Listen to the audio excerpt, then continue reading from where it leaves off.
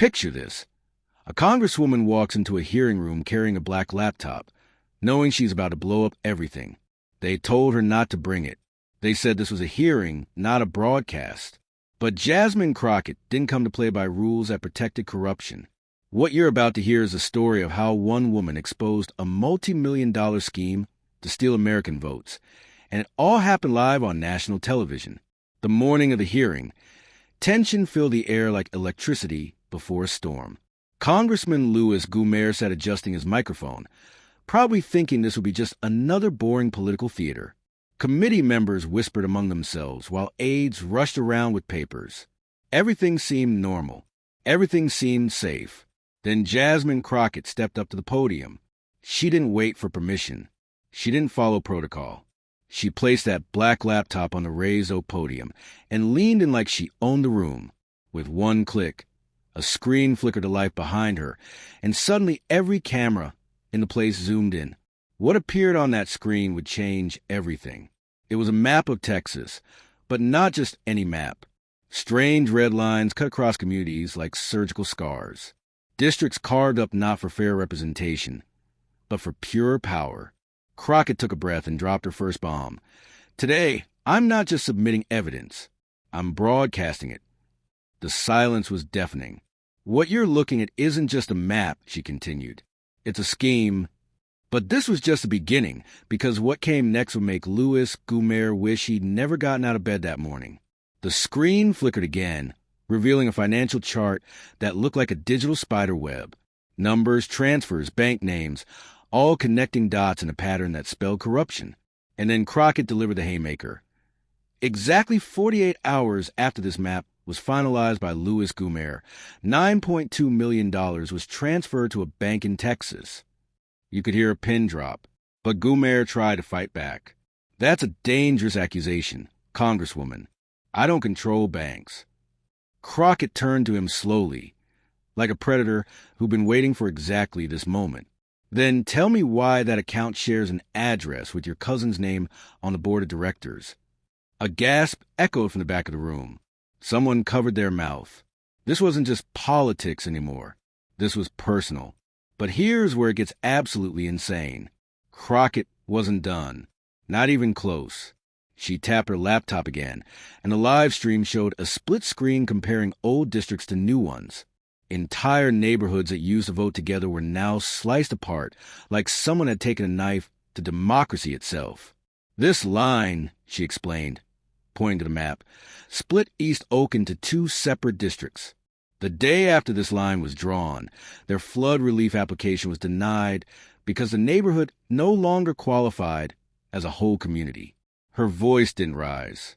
It didn't need to, because as a whole, it didn't exist anymore. The room went dead quiet as the weight of what she was saying hit home. This wasn't just about moving lines on paper.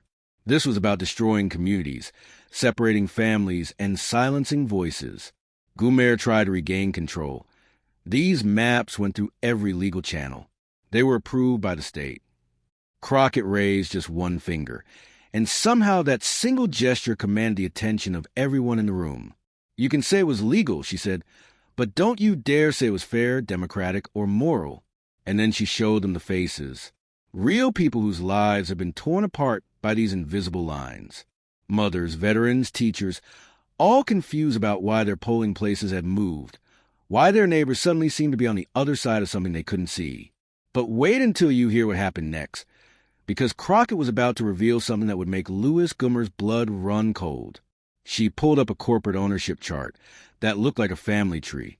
At the top, Alliance National Holdings. Below that, 5 board members. And highlighted in gold like a neon sign, Gerald M. Gohmert, Louis's cousin. Your cousin?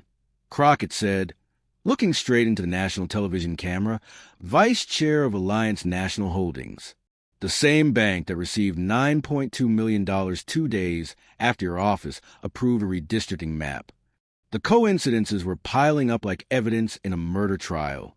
But Crockett wasn't finished building her case. She clicked again and showed 5 more transactions, all under $1.5 million, all within 72 hours of the map certification, all pointing back to entities with Gohmert family ties. What this looks like to me, Crockett said, letting each word hit like a hammer blow, isn't just redistricting.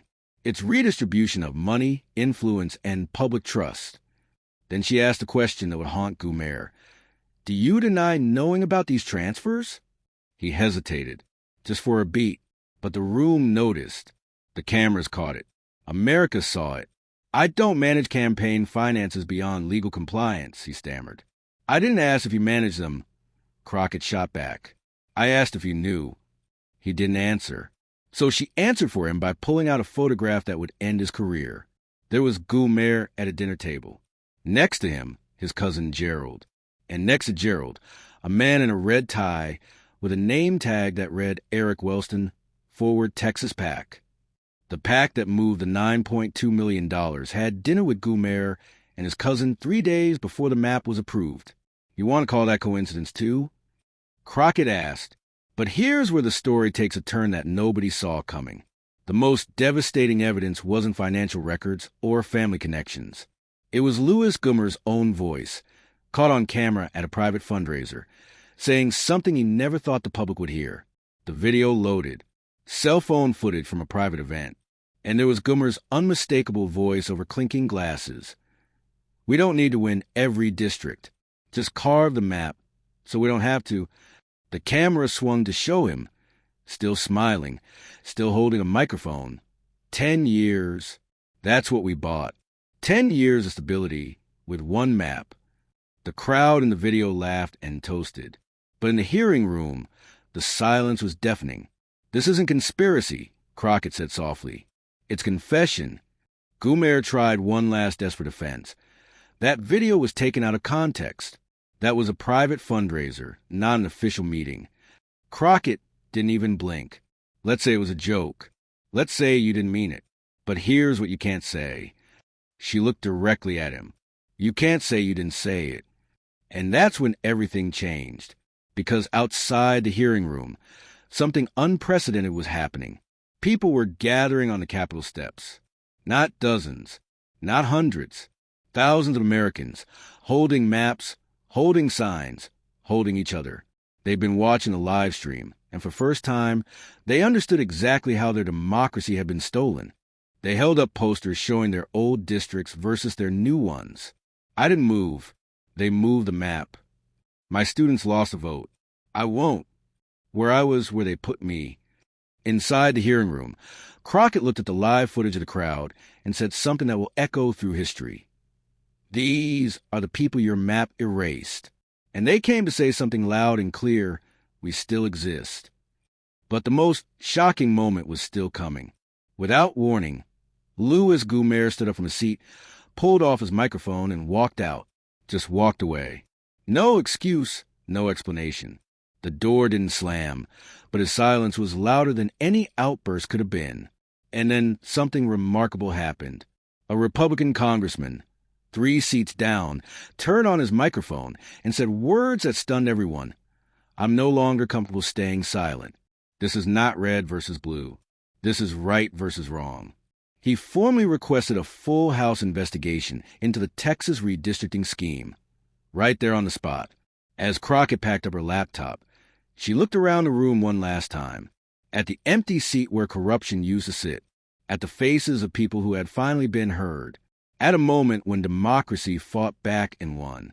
They thought they could redraw the lines, and no one would notice, she said. That democracy was flexible, not in principle, but in profit. She looked directly into the camera, speaking to every American watching.